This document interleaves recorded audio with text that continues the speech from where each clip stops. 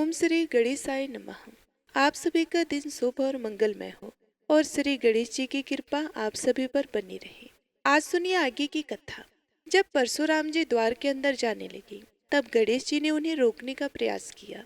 तब परशुराम जी कहने लगे कि भाई, मैं ईश्वर को प्रणाम करने के लिए अंतापुर में जाऊंगा और भक्तिपूर्वक माँ पार्वती को नमस्कार करके तुरंत ही घर को लौट जाऊंगा।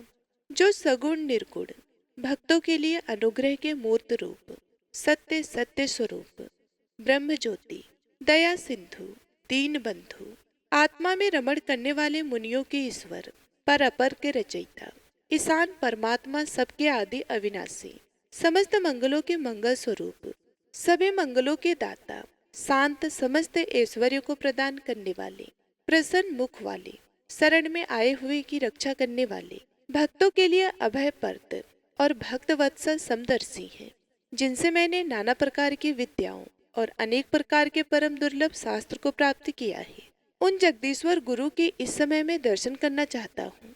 ऐसा कहकर परशुराम जी गणपति के आगे खड़े हो गए। इस पर गणेश जी ने उन्हें बहुत तरह से समझाया कि इस समय भगवान शंकर और माता जी अंतापुर में हैं, आपको वहां नहीं जाना चाहिए। लेकिन परशुराम जी हट करते ही रहे। उन्होंने अनेकों युक्तियों द्वारा अपना अंदर जाना निर्दोष बतलाया। इस प्रकार दोनों में वाद विवाद होता रहा। गणेश जी विनय पूर्वक ही परशुराम जी को रोकते रहे, पर जब परशुराम जी ने बलपूर्वक जाना चाहा, तब गणेश जी ने रोक दिया। तब परस्पर दोनों में वाग युद्ध और करतारन होने लगा। अंत में परशुराम जी ने गणेश जी पर अपना फरसा उठा लिया। तब कार्तिकेय जी ने बीच में आकर उन्हें समझाया। परशुराम जी ने गणेश जी को धक्का दे दिया और वे गिर पड़े। उठकर उन्होंने परशुराम जी को फटकारा। इस पर परशुराम जी ने पुनः कुठार उठा लिया। तब गणेश जी ने अपनी सूंड को बहुत लंबा कर लिया और उसमें परशुराम जी को लपेटकर वे घुमाने लगे। जैसे छोटे से सांप को गरुड़ ऊपर उठा लेता है, ठीक वैसे ही अपने योग बल से शिवपुत्र गणेश जी ने उन्हें उठाकर स्तंभित कर दिया और सप्त द्वीप, सप्त पर्वत, सप्त सागर, भूरलोक, भूवरलोक, स्वरलोक, जललोक, तपोलोक, ध्रुवलोक, गौरीलोक, शंभुलोक उनको दिखा दिए। फिर उन्हें गंभीर समुद्र में फेंक दिया और जब वे तैरने लगे तो पुनः पकड़कर उठा लिया और घुमाते हुए बैकुंठ दिखलाकर फिर गोलोक धाम में भगवान श्री कृष्ण के दर्शन कराए। उस समय भगवान रत्नाभरण से विभूषित होकर रत्न निर्मित सिंहासन पर आसीन थे। राधा जी उनके वक्ष स्थल से सटी हुई थी। तेज में वे करोड़ों सूर्य के समान प्रभावशाली थी। उनके दो भुजाएं थी, हाथों में मुरली शोभा पा रही थी। परम मनोहर रूप था और वे मंद मंद मुस्कुरा रहे थे। इस प्रकार श्री कृष्ण के दर्शन कराकर उनसे बारंबार प्रणाम कराया। यो संपूर्ण पापों का पुण्यता नाश कर देने वाले इष्टदेव श्री कृष्ण के दर्शन कराकर गणेश जी ने परशुराम के भ्रूण हत्या जनित पाप को दूर कर दिया। यूं तो पाप जनित यातना भोगे बिना नष्ट नहीं होती, किंतु परशुराम जी को थोड़ी ही भोगनी पड़ी और सब श्री कृष्ण के दर्शन से नष्ट हो गई। क्षण भर के बाद परशुराम जी की चेतना लौट आई। तब वे वेग पूर्वक भूतल पर गिर पड़े। उस समय उनका गणेश जी द्वारा किया गया स्तंभन भी दूर हो गया। तब उन्होंने अपने इष्टदेव श्री कृष्ण, अपने गुरु जगत गुरु शंभु तथा गुरु द्वारा दिए गए परम दुर्लभ स्त्रोत और कवच का स्मरण किया। मुनि तदांतर परशुराम जी ने अपने अमोघ फरसे को, जिनकी प्रभा ग्रीष्म ऋतु के मध्याह्नकालीन सूर्य की प्रभा से भी 100 गुनी थी और जो तेज में शिव जी के समान था, गणेश जी पर चला दिया। पिता के उस अमोघ अस्त्र को आते देखकर स्वयं गणपति ने उसे अपने बाएं दांत से पकड़ लिया। उस अस्त्र को व्यर्थ होने नहीं दिया। तब महादेव जी के बल से वह फरसा वेग पूर्वक गिरकर मूल सहित गणेश जी के दांत को काटकर पुनः परशुराम जी के हाथ में लौट आया। यह देखकर वीरभद्र, कार्तिकेय और क्षेत्रपाल आदि पार्षद तथा आकाश में देवगण महान भय से भयभीत होकर हाहाकार करने लगे। इधर वह दांत खून से सनकर शब्द करता हुआ भूमि पर गिर पड़ा, मानो गेरू से युक्त स्फटिक का पर्वत धराशाही हो गया हो। विप्रवर उस महान शब्द से भयभीत होकर पृथ्वी कांप उठी। सभी कैलाशवासी प्राणी उसी क्षण डर के मारे मूर्छित हो गए। उस समय निद्रा के स्वामी जगदीश्वर शिव की निद्रा भंग हो गई। वे घबराए हुए पार्वती जी के साथ अंतापुर से बाहर निकल आए। मुनि उस समय गणेश जी घायल हो गए थे। उनका दांत टूट गया था और मुक्त रक्त से सराबोर था। उनका क्रोध शांत हो गया था और वे लज्जित होकर मुस्कुराते हुए सिर झुकाए खड़े थे। उन्हें इस दशा में देखकर पार्वती जी ने शीघ्र ही स्कंद से पूछा कि बेटा, यह क्या बात है? तब स्कंद अर्थात कार्तिकेय जी ने भयपूर्वक पूर्वापर का सारा वृतांत उनसे कह सुनाया, जिसे सुनकर देवी पार्वती को क्रोध आ गया। वे कृपा परवश होकर रोने लगी और शंभु के सामने अपने पुत्र गणेश को अपने हृदय से लगाकर बोली। सती साध्वी पार्वती जी ने शोक के कारण डरकर विनय पूर्वक शंभु को समझाया और फिर प्रणित की पीड़ा हरने वाले पतिदेव से इस प्रकार कहने लगी, प्रभु, जगत में सभी लोग शंकर जी की किंकरी मुझ दुर्गा को जानते हैं कि यह अपेक्षा रहित दासी है, उसका जीवन व्यर्थ है, परंतु ईश्वर के लिए तिनके से लेकर पर्वत समान सभी जातियां समान हैं। इसलिए दासी पुत्र गणेश जी और आपके शिष्य परशुराम जी, इन दोनों में किसका दोष है, इस पर विचार करना उचित है, क्योंकि आप धर्माज में श्रेष्ठ हैं। वीरभद्र, कार्तिकी और पार्षदगण इसके साक्षी है। भला गवाही के काम में झूठ कौन कहेगा? साथ यह दोनों भाई इन लोगों के लिए समान हैं। यूं तो धर्म निर्णय के अवसर पर गवाही देते समय सत्पुरुषों के लिए शत्रु और मित्र समान हो जाते हैं, क्योंकि जो गवाह गवाही के विषय को ठीक ठाक जानते हुए भी सभा में काम, क्रोध, लोभ अथवा भय के कारण झूठी गवाही देता है, वह अपने 100 पीढ़ियों को नरक में गिराकर स्वयं भी कुंभीपाक नरक में जाता है। यद्यपि मैं इन दोनों को समझाने और इसका निर्णय करने में समर्थ हूँ, फिर भी आपके सामने मेरा आज्ञा देना श्रुति में निंदित कहा गया है। प्रभु, सभा में राजा के वर्तमान रहते वर्तियों की प्रभा का उसी प्रकार मूल्य नहीं होता, जैसे सूर्य के उदय होने पर पृथ्वी पर जुगनू की कोई गणना नहीं रह जाती। सदा परित्याग के भय से डरी हुई मैंने चिरकाल तक तपस्या करके आपके चरण कमलों को प्राप्त किया है। इसलिए हे जगन्नाथ, दारुण पुत्र स्नेह के कारण क्रोध, शोक और मोह के वशीभूत होकर मैंने जो कुछ कहा है उसे क्षमा कर दीजिए। अगर आपने मेरा परित्याग कर दिया तो उस पुत्र से क्या लाभ, क्योंकि उत्तम कुल में उत्पन्न हुई पतिव्रता नारी के लिए पति 100 पुत्रों से बढ़कर है। जो नारी नीच कुल में उत्पन्न दुष्ट स्वभाव वाली, ज्ञानहीन और माता पिता के दोष से निंदित होती है, वह अपने पति को नहीं मानती, और उत्तम कुल में पैदा हुई स्त्री अपने निंदित, पतित, मूर्ख, दरिद्र, रोगी और जड़ पति को भी सदा श्री विष्णु के समान समझती है। समस्त तेजस्वी में श्रेष्ठ अग्नि अथवा सूर्य पतिव्रता के तेज की 16वीं कला की समानता नहीं कर सकते। महादान, पुण्यप्रद व्रत, उपवास और तप, यह सब पति सेवा के 16वें अंश की क्षमता करने के योग्य भी नहीं है। उत्तम कुल में जन्म लेने वाली स्त्रियों के लिए चाहे पुत्र हो, पिता हो अथवा सहोदर भाई हो, कोई भी पति के समान नहीं होता। स्वामी से इतना कहकर देवी पार्वती ने अपने सामने परशुराम जी को देखा, जो निर्भय होकर शंभु जी के चरण कमलों की सेवा कर रहे थे। तब देवी उनसे बोली कि हे महाभाग्य राम, तुम ब्रह्म वंश में उत्पन्न हुए हो। तुम्हारी बुद्धि सत सत का विवेचन करने वाली है। तुम जमदग्नि के पुत्र और योगियों के गुरु, इन महादेव के शिष्य हो। सती साध्वी रेणुका, जो लक्ष्मी जी के अंश से उत्तम कुल में उत्पन्न हुई है, तुम्हारी माता है। तुम्हारे नाना विष्णु भक्त और मामा उनसे भी बढ़कर वैष्णव हैं। तुम मनु के वंश में उत्पन्न हुए राजा रेणु के दोहित्र हो। साधु स्वभाव वाले सूरवीर राजा विष्णु यसा तुम्हारे मामा हैं। तुम किसके दोष से ऐसे दुर्गृष्ट हो गए हो, इस अशुद्धि का कारण मुझे ज्ञात नहीं हो रहा है, क्योंकि जिनके दोष से मनुष्य दूषित हो जाता है, तुम्हारे वे सभी संबंधी तो शुद्ध मन वाले हैं।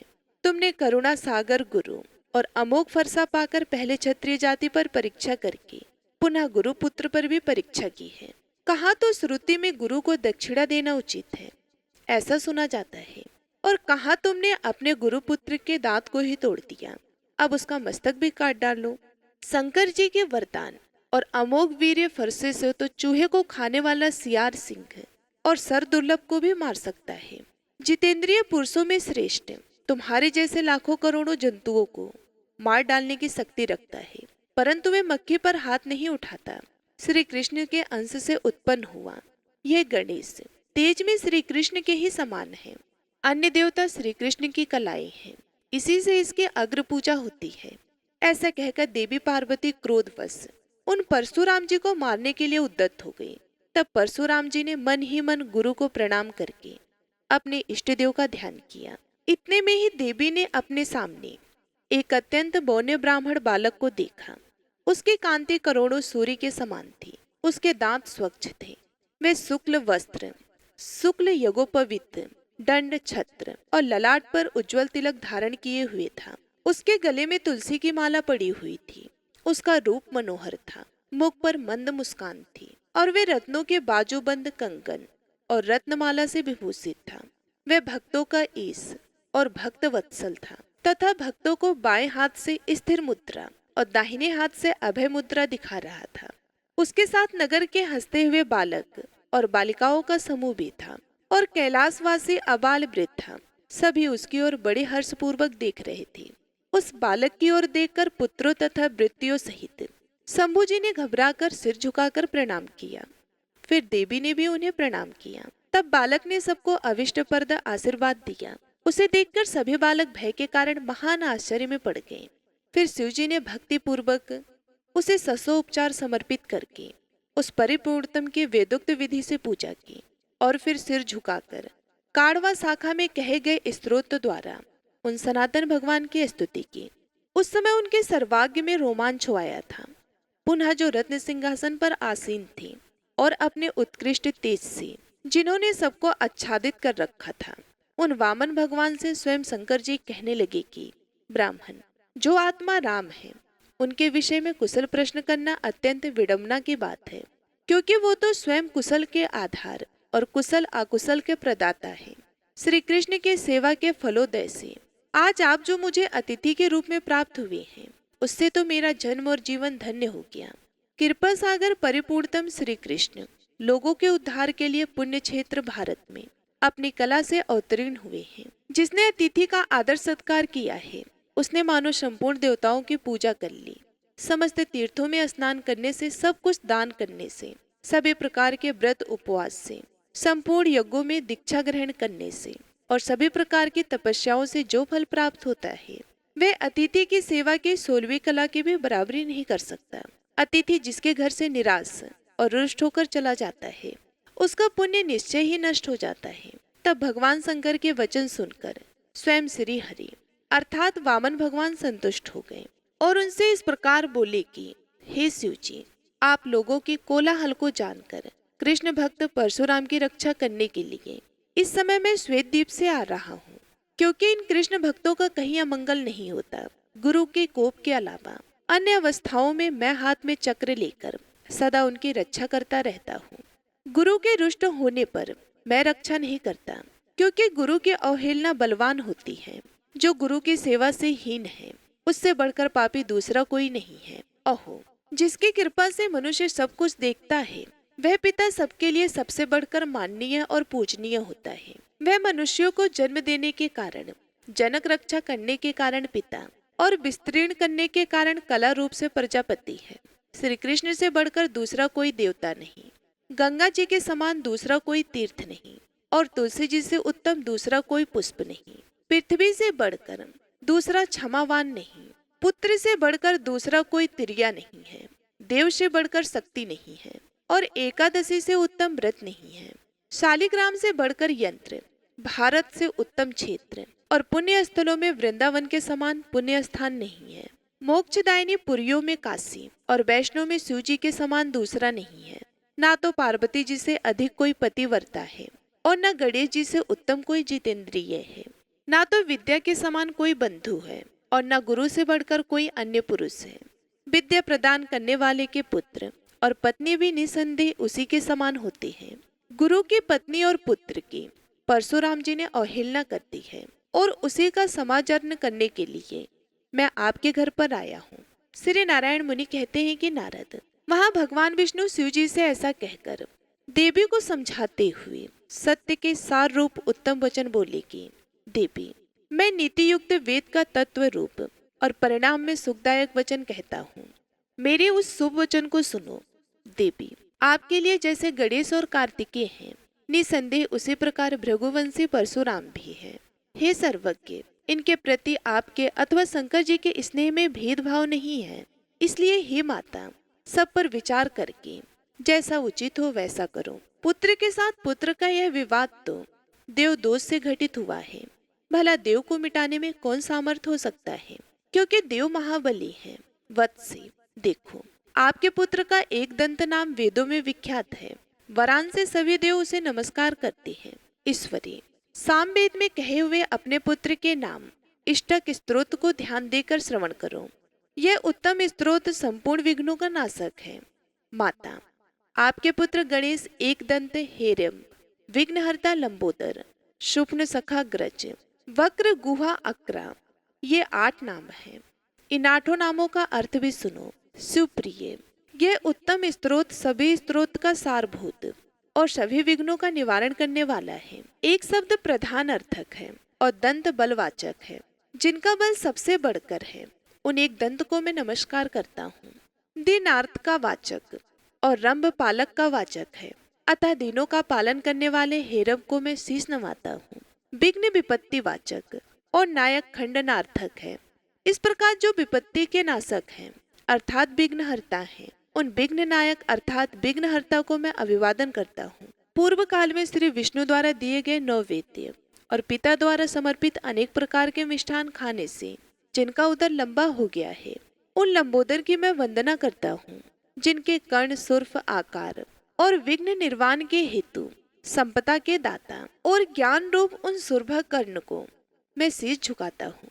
जिनके मस्तक पर मुनि द्वारा दिया गया श्री विष्णु का प्रसाद रूप पुष्प वर्तमान है और जो गजेंद्र के मुख से युक्त है, उन गजेंद्र वक्त्र को मैं नमस्कार करता हूँ। जो गुह अर्थात स्कंद से पहले जन्म लेकर शिव भजन में आविर्भूत हुए हैं तथा समस्त देवगणों में जिनकी अग्र पूजा होती है, उन गुहा गज्र देव की मैं वंदना करता हूँ। गणेश अर्थात जो ईश है, उन पर ब्रह्मा गणेश जी को मैं प्रणाम करता हूँ। हे देवी, अपने पुत्र के नामों से संयुक्त इस उत्तम नामाष्टक स्तोत्र को पहले वेद में देख लो, फिर ऐसा क्रोध करो। जो इस नामाष्टक स्तोत्र का गना अर्थों से संयुक्त और शुभकारक है, नित्य तीनों संध्याओं अर्थात सुबह दोपहर और शाम के समय पाठ करता है, वे सुखी और सर्वज्ञ विजय होता है। उसके पास से विघ्न उसी प्रकार दूर भाग जाते हैं जैसे गरुड़ के निकट से सांप। गणेश्वर की कृपा से वह निश्चय ही महान ज्ञानी हो जाता है। पुत्र आर्थी को पुत्र और भार्या अर्थात पत्नी की इच्छा रखने वाले को उत्तम पत्नी मिल जाती है और महामूर्ख निश्चय ही विद्वान और श्रेष्ठ कवि हो जाता है। यह था आज का अध्याय। उम्मीद करती हूँ यह वीडियो भी आपको पसंद आई होगी। अगर आज की यह कथा आप सभी को पसंद आई हो तो हर बार की तरह आज भी वीडियो को लाइक करके कमेंट बॉक्स में अपना प्यार जरूर दीजिएगा। आइए अब गौरीपुत्र गणेश भगवान जी की बहुत ही सुंदर कथा सुनते हैं। एक बार भगवान गणेश बाल रूप में चुटकी भर चावल और चम्मच में दूध लेकर पृथ्वी लोक में निकले। वे सबको अपनी खीर बनाने को कहते जा रहे थे, पर सबने उनकी बात को अनदेखा किया। इसी दौरान एक गरीब बुढ़िया ने उनका खीर बनाना स्वीकार कर लिया। एक भगोना चूल्हे पर चढ़ा दिया। इस पर गणेश जी ने घर का सबसे बड़ा बर्तन चूल्हे पर चढ़ाने को कहा। बुढ़िया ने बाल लीला समझते हुए घर का बड़ा भगोना उस पर चढ़ा दिया। कुछ देर में ही एक चमत्कार हुआ। गणेश जी के दिए चावल और दूध बढ़ गए और पूरा भगोना उससे भर गया। इसी बीच गणेश जी नहाने के बाद खीर खाने की बात कहते हुए वहां से चले गए। पीछे से बुढ़िया के पोते पोती आए तो भूख लगने पर बुढ़िया ने उन्हें वह खीर खिला दी। खीर बनते देख रहे पड़ोसन को भी बुढ़िया ने कटोरा भरकर खीर दे दी। बेटे की बहू ने भी चुपके से एक कटोरा खीर खाने के साथ एक कटोरा खीर छिपा दी। इसके बाद भूख लगी तो बुढ़िया ने भी खाने के लिए खीर हाथ में ले ली और बोली, आजा रे गणेशवा, खीर खा ले। तभी गणेश जी वहाँ पहुँच गए और बोले कि मैंने तो खीर पहले ही खा ली। जब बुढ़िया ने पूछा कि कब खाई, तब वो बोले कि जब तेरे पोते पोती पड़ोसन व बहू ने खाई तभी मेरा पेट भर गया। इसके बाद जब बुढ़िया ने बाकी बची खीर के उपयोग के बारे में पूछा तो गणेश जी ने उसे नगर में बांटने को कहा। जब बुढ़िया ने खीर बांटी तो राजा को भी इसका पता चल गया। इस पर उसने बुढ़िया को अपने दरबार में बुला लिया। सारा माजरा जानकर उसने बुढ़िया की खीर का भगोना अपने पास मंगा लिया। पर राजा के महल में जैसे ही वह पहुंचा तो उसमें कीड़े मकोड़े व जहरीले जानवर गिर गए। यह देख राजा ने वह बर्तन वापस बुढ़िया को दे दिया, जो उसके घर ले जाते ही वापस पहले जैसा हो गया। इसके बाद बुढ़िया ने फिर गणेश जी से बची हुई खीर के उपयोग के बारे में पूछा तो उन्होंने झोपड़ी के कोने में गाड़ देने को कहा। ऐसा कर बुढ़िया रात को सो गई और गणेश जी उसकी झोपड़ी को लात मारते हुए अंतर्ध्यान हो गए। अगले दिन जब बुढ़िया उठी तो उसे अपने झोपड़ी महल में बदली हुई और खीर के बर्तन सोने जवाहरातों से भरे मिले। गणेश जी की कृपा जानकर बुढ़िया काफी प्रसन्न हो गई। हे गणेश जी महाराज, आपने जैसा फल बुढ़िया को दिया वैसा सबको देना। कथा कहने वाले व हुकार भरने वाले और आसपास के सुनने वाले सबके भंडार भरे रखना। बोलिए गणेश जी महाराज की जय, भगवान शिव की जय, माता पार्वती की जय। आइए अब सुनते हैं भगवान कृष्ण की एक सच्ची कहानी जो कि आप सभी लोगों को सुनना चाहिए। एक गांव में कृष्णा नामक एक बच्चा रहता था जिसके जन्म लेते ही उसकी माँ की मृत्यु हो गई और कुछ दिनों बाद माता पिता दोनों की मृत्यु हो गई। इसके बाद कृष्णा की दादी ने उसे पाल पोस कर बड़ा किया। अब कृष्णा 5 साल का हो गया था तो उसकी दादी को उसकी पढ़ाई लिखाई की चिंता होने लगी। एक दिन उसकी दादी अपने पोते को लेकर गुरुकुल गई और गुरुजी से आग्रह करते हुए कहने लगी कि गुरुजी कृपया करके आप मेरे कृष्णा को अपने गुरुकुल में दाखिला देकर हमारी सहायता करें। गुरुजी ने कृष्णा को निःशुल्क शिक्षा देने का वचन दिया और उसकी दादी से कहा कि कल से आप कृष्णा को गुरुकुल भेजिए। इसके बाद दादी और पोता दोनों घर की ओर चल पड़े। घर पहुंचकर दादी को रात भर इस बात की चिंता सताती रही कि गुरुकुल में दाखिला हो गया, गुरुकुल में दाखिला तो हो गया, लेकिन कृष्णा नन्हा सा बालक इतने घने जंगलों को पार करके अकेले गुरुकुल कैसे जाएगा। दरअसल उसके घर और गुरुकुल के बीच एक बहुत घना जंगल था और जंगल में शेर और चीता जैसे बहुत प्रकार के जंगली जानवर थे और घर से गुरुकुल जाने के लिए उस जंगल को पार करना होता था। दूसरे दिन सुबह जब कृष्णा गुरुकुल जाने लगा तो उसकी दादी ने कहा कि बेटा, अगर तुझे रास्ते में डर लगे तो तुम्हारा दूसरा भाई गोपाल इस जंगल में गाय चराता है, तुम उसे पुकार लेना, वो जरूर तुम्हारी मदद करेगा। अब दादी ने यह बात कृष्णा को बस ऐसे ही बता दी ताकि कृष्णा डरे ना। वह सोचे कि इसी जंगल में उसका भाई गोपाल रहता है, इस कारण वो आराम से गुरुकुल जा सके। लेकिन दादी को क्या पता था कि कुछ और ही होने वाला है। अब कृष्णा गुरुकुल के लिए निकल पड़ा। 5 साल का छोटा सा कृष्णा जब उस घने जंगल में पहुंचा तो उसे बहुत डर लगा। चारों तरफ से जंगली जानवरों का आवाज और खड़खड़ाहट से बेचारे कृष्णा को डर लगने लगा। तभी उसे अपने दादी की कही हुई बातें याद आ गई और वह जोर जोर से चिल्लाने लगा। कहने लगा कि गोपाल भैया, मुझे गुरुकुल पहुंचा दो, मुझे बहुत डर लग रहा है, आप जल्दी से आ जाओ भैया, मुझे बहुत डर लग रहा है। उस नन्हे बालक को इतने विश्वास से पुकारता देखकर भगवान श्री कृष्ण दौड़ते चले आए। 14-15 साल के रूप में भगवान श्री कृष्ण कृष्णा के पास आ गए और उसके सामने प्रकट हो गए। उन्हें देखते ही कृष्णा भागकर उनके पास गया और उनसे लिपट कर बोला, गोपाल भैया, मुझे बहुत डर लग रहा था। भगवान ने कहा, अब डरने की कोई बात नहीं, मैं तुम्हें गुरुकुल पहुंचा दूंगा। और उन्होंने उस बालक का हाथ पकड़कर गुरुकुल तक पहुंचा दिया। गुरुकुल पहुंचकर कृष्णा ने कहा कि गोपाल भैया, जब शाम को मेरी छुट्टी होगी उस समय आप मुझे लेने आना और घर तक पहुंचा देना। भगवान ने कहा कि तुम चिंता मत करना, मैं शाम को तुम्हें लेने आऊंगा। अब कृष्णा गुरुजी के पास जाकर अपनी पढ़ाई करने लगा। शाम में जब उसकी छुट्टी हुई तो फिर से भगवान अपनी 5 गायों के साथ उसके पास आए। कृष्णा ने जैसे ही उन्हें देखा वे बहुत खुश हुआ और कहने लगा कि गोपाल भैया, आप ऐसे ही रोज मुझे घर से गुरुकुल और गुरुकुल से घर पहुंचा दिया करो।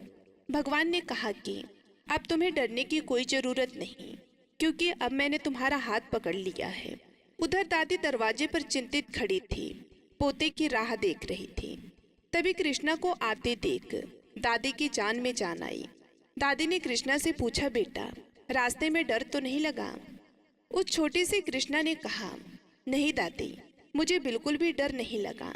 आगे कहने लगा कि दादी, मेरे गोपाल भैया ने आते जाते हुए मेरा हाथ पकड़कर जंगल को पार करवाया है। दादी को यकीन ही नहीं हुआ और उन्हें लगा कि यह बच्चा है, ऐसे ही बोल रहा होगा। लेकिन रोज यही सिलसिला चलने लगा। भगवान उस नन्हे से बालक को घर से गुरुकुल और गुरुकुल से घर पहुंचा दिया करते थे। एक दिन गुरुकुल पहुंचते ही सभी बच्चों ने उसे बताया कि कल गुरुजी का जन्मदिन है, तो कल हम सभी उनके लिए उपहार लेंगे। शाम को जब कृष्णा घर पहुंचा तो उसने अपने दादी से कहा कि दादी, कल हमारे गुरुजी का जन्मदिन है, सभी बच्चे उनके लिए उपहार लेंगे, आप भी गुरुजी के लिए कुछ दे दो, मुझे भी उन्हें कुछ उपहार देना है। यह सुनते ही दादी बहुत उदास हो गई और कहने लगी कि बेटा, हम तो बहुत गरीब हैं, हमारे पास तो उन्हें देने के लिए कुछ भी नहीं है। यह सुनकर कृष्णा बहुत उदास हो गया। अगले दिन सुबह जब घर से गुरुकुल के लिए निकला तो बहुत ही उदास था। भगवान ने उसे उदास देखकर उसके मन की बात जाननी चाहिए। उन्होंने कृष्णा से पूछा कि हे कृष्णा, आज तुम इतने उदास क्यों हो, तुम्हें क्या चाहिए? नन्हे बालक ने बड़े ही दुखी होकर कहा, आज मेरे गुरुजी का जन्मदिन है, सभी बच्चे उन्हें कुछ न कुछ उपहार देंगे, परंतु मेरे पास उन्हें देने के लिए कुछ भी नहीं है। लीलाधार कन्हैया ने तुरंत एक छोटी सी दूध से भरी लुटिया उसे दे दिया। उसे देखकर कृष्णा बहुत खुश हुआ। कृष्णा ने गुरुजी को उपहार स्वरूप में वे छोटी सी लुटिया दे दिया। गुरु माता खीर बना रहे थे। कृष्णा के दिए हुए उस दूध की लुटिया को देखकर वे बहस रही थी। उन्हें मन ही मन बहुत हंसी आ रही थी। वे सोच रही थी कि यह बालक जितना नन्हा है उतने ही नन्हे से लुटिया में दूध भर करके लाया है। यह देखकर गुरु माता मन ही मन प्रसन्न हो रही थी। गुरु माता ने उस लुटिया को बगल में रख दिया और वे खीर बनाने लगी। कृष्णा से नहीं रहा गया। उसने गुरु माता से कहा कि माता, आप मेरा लाया हुआ दूध भी इस खीर में डाल दीजिए। इतने से दूध में इतने खीर में क्या होना है, चलो फिर भी मैं तुम्हारे लाए हुए दूध को इस खीर में डाल देती हूँ। पर ये क्या, जितनी बार भी दूध डालती जाती लुटिया बार बार दूध से भर जाता। उनके पास जितने भी बर्तन थे वे सभी दूध से भर गए और अब उनके पास कोई बर्तन नहीं बचा जिसमें वो दूध को रखती। यह देखकर गुरु माता आश्चर्यचकित हो गई। यह कैसी लुटिया है जिसमें दूध खत्म ही नहीं होता। उन्होंने कृष्णा से पूछा, बेटा तुम्हें यह लुटिया किसने दी? कृष्णा ने कहा कि मेरे बड़े भाई हैं गोपाल भैया, उन्होंने ही मुझे यह लुटिया से भरी दूध दी है। यह सुनकर गुरुजी को सब समझ में आ गया। गुरुजी की आंखें भर गईं। उन्होंने कृष्णा से कहा, मुझे भी अपने गोपाल भैया के दर्शन करवा दो। भगवान तो केवल अपने परम भक्त को ही दर्शन देते हैं। लेकिन नन्हे बालक कृष्णा के कहने पर भगवान ने अग्नि में प्रज्वलित ज्योति के रूप में गुरुजी को दर्शन दिया। इसलिए कहा जाता है कि अगर आप सच्चे मन से भगवान का स्मरण करते हैं तो वे किसी न किसी रूप में आपकी सहायता अवश्य करेंगे। तो एक बार प्रेम से बोलिए, जय श्री कृष्णा, जय श्री हरि विष्णु, ओम नमः शिवाय। प्रिय भक्तगणों, अब आइए सुनते हैं दूसरी कथा। किसी गांव में एक संत रहा करते थे। वे एक बार वृंदावन गए, वहां कुछ दिन घूमे, दर्शन किया। जब वो वापस लौटकर आए तो मन में सोचा कि भगवान के दर्शन तो कर लिए, चलो भगवान को भोग लगाकर कुछ प्रसाद लेते चले। उस संत ने लड्डू खरीदा, मंदिर गए और प्रसाद चढ़ाया और आश्रम में आकर सो गए। सुबह की गाड़ी से उन्हें अपने गांव जाना था। सुबह वृंदावन से गाड़ी चली जो काफी दूर जाने पर आधे रास्ते में ही रुक गई। तब तक शाम हो चुकी थी। संत ने सोचा कि अभी गांव तक जाने में 3 से 4 घंटे लगेंगे, भूख भी लग रही है। तो उस संत ने सोचा कि चलो हाथ पैर धोकर संध्या वंदन करके कुछ खा लिया जाए। संत ने हाथ पांव धोया और लड्डू खाने के लिए डिब्बा खोला तो उन्होंने देखा कि लड्डू में चींटे लगे थे। उन्होंने चींटे को हटाकर 1-2 लड्डू खा लिए। बाकी लड्डू प्रसाद बांट दूंगा, यह सोचकर बाकी लड्डुओं को रख देते हैं। पर कहते हैं ना कि संत हृदय नौ विविध समाज। बेचारों को लड्डुओं से अधिक उन चींटों की चिंता सताने लगी। सोचने लगी कि यह चींटे वृंदावन से इस मिठाई के डिब्बे में आए हैं। बेचारे इतनी दूर तक सफर करके यहाँ तक आ गए। कितने भाग्यशाली थे कि इनका जन्म वृंदावन में हुआ था। अब इतनी दूर से पता नहीं कितने दिन या कितने जन्म लग जाएंगे इनको वापस पहुँचने में। पता नहीं ब्रज की दूरी इनको फिर कभी नसीब हो पाएगी या नहीं।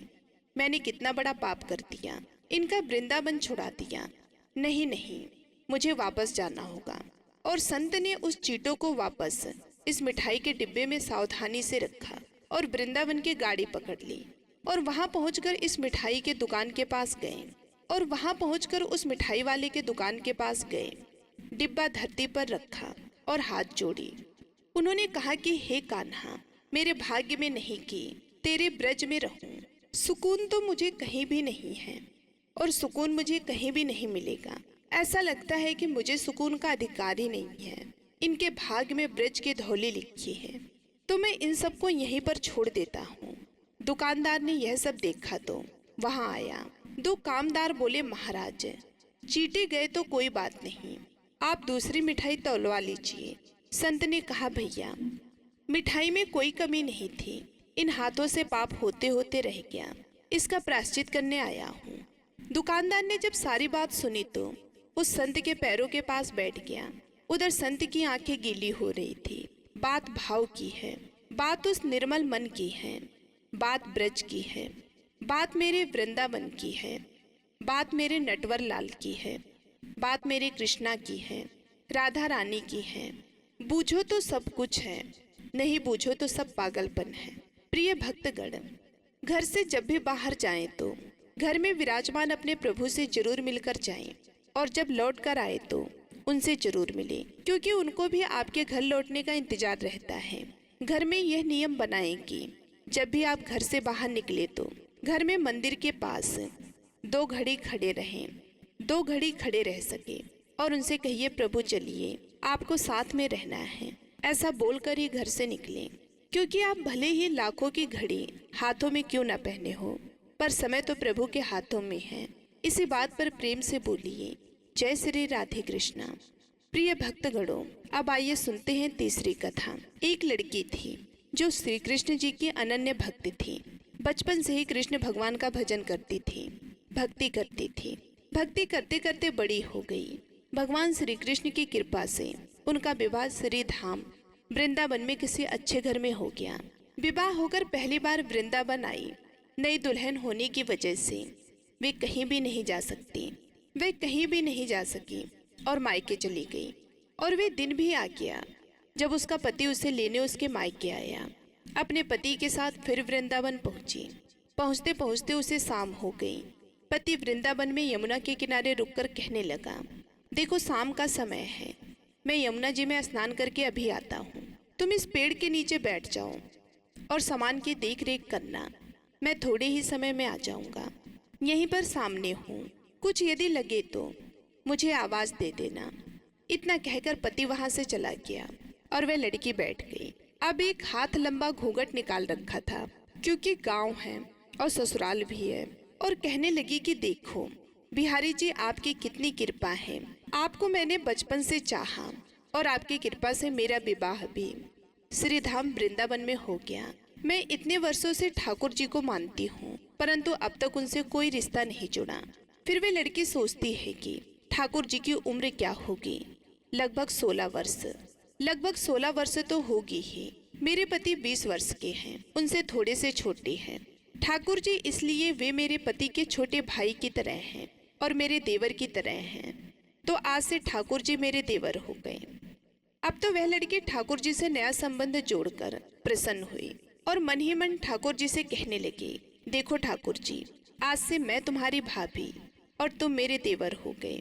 अब वह समय कब आएगा जब तुम मुझे भाभी भाभी कर पुकारोगे। इतना सोच ही रही थी कि तभी एक 10 से 15 वर्ष का बालक आया और उस लड़की से बोला कि भाभी। लड़की अचानक अपने भाव से बाहर आई और सोचने लगी कि वृंदावन में मैं तो नई आई हूँ, ये भाभी कहकर कौन बुला रहा है। नई थी इसलिए घूंघट उठाकर नहीं देखा कि गांव के किसी बड़े बूढ़े ने देख लिया तो बड़ी बदनामी होगी। अब बालक बार बार भाभी कहता, पर वो उत्तर नहीं देती। बालक पास आया और बोला कि नेक अपना चेहरा तो दिखा दो। यह सुनकर वह लड़की और कसकर घूंघट पकड़कर बैठ गई। फिर उस बालक ने जबरदस्ती घूंघट उठाकर देख लिया। थोड़ी देर में उसका पति आ गया। उसने सारी बात अपने पति से कही। पति ने कहा, तुमने मुझे आवाज क्यों नहीं लगाई। वह बोली कि आपको मैं आवाज लगाती इससे पहले कि वह यहाँ से भाग गया, बस मैंने उसका चेहरा देखा। पति बोला, चिंता मत करो, वृंदावन बहुत बड़ा थोड़े ही है। कभी किसी गली में लड़का मिल गया तो हड्डी पसली एक कर दूंगा। फिर कभी ऐसा लड़का तुझे कहीं दिखे तो तो मुझे जरूर बताना। फिर कुछ दिन बाद उसकी सास ने अपने बेटे से कहा कि बेटा देख, तेरा विवाह हो गया है, बहू मायके से भी आ गई है, तो तुम दोनों बांके बिहारी जी के दर्शन के लिए अभी तक नहीं गए, तो कल जाकर बहू को दर्शन करा के ले आना। अगले दिन दोनों पति पत्नी ठाकुर जी के दर्शन के लिए मंदिर जाते हैं। मंदिर में बहुत भीड़ थी। उस लड़की के पति ने कहा कि तुम स्त्रियों के आगे जाकर दर्शन करो, मैं अभी आता हूँ। वह आगे चली गई, पर घूंघट नहीं उठाती है। उसे डर लगता है कि कोई बड़ा बूढ़ा देख लेगा तो बहुत ही बदनामी होगी। नई बहू बिना घूंघट के घूम रही है, इससे वे बहुत डर गई थी। पीछे से पति ने आकर कहा कि अरे बाबली, बिहारी जी के सामने है, घूंघट क्यों नहीं खोलती? घूंघट नहीं खोलेगी तो दर्शन कैसे करेगी? अब उसने अपना घूंघट उठाया और जो बांके बिहारी को देखा तो बांके बिहारी जी की जगह वही बालक मुस्कुराता हुआ दिखाई दिया। तो एकदम से चिल्लाने लगी, जल्दी आओ जल्दी आओ। पति पीछे से भाग भाग कर आया, कहने लगा कि अरे क्या हुआ? उस लड़की ने कहा कि अरे जी, उस दिन जो मुझे भाभी भाभी कहकर भाग गया था वह मिल गया। लड़की के पति ने कहा कि अरे कहाँ है, बताओ मुझे, अभी मैं उसे बताता हूँ। उस लड़की ने ठाकुर जी की तरफ इशारा करते हुए बोला कि सामने ही तो है। उसके पति ने जो देखा वह हक्का बक्का रह गया और मंदिर में ही अपनी पत्नी के चरणों में गिर गया और बोला, तुम ठाड़े हो, वास्तव में तुम्हारे हृदय में सच्चा ठाकुर जी के प्रति स्नेह है। मैं इतने वर्षों से वृंदावन में हूँ, मुझे आज तक उनके दर्शन नहीं हुए, और तेरा भाव इतना है कि बिहारी जी ने तुझे दर्शन दिया। प्रिय भक्तगण, आप जिस भी रूप में बांके बिहारी को स्वीकार करेंगे, बांके बिहारी आपको उसी रूप में प्राप्त होते हैं। वे किसी के साथ कोई भेदभाव नहीं करते। तो इसी बात पर प्रेम से बोलिए, ठाकुर जी की जय, श्री बांके बिहारी लाल की जय। जय श्री कृष्णा, जय जय राधा रानी।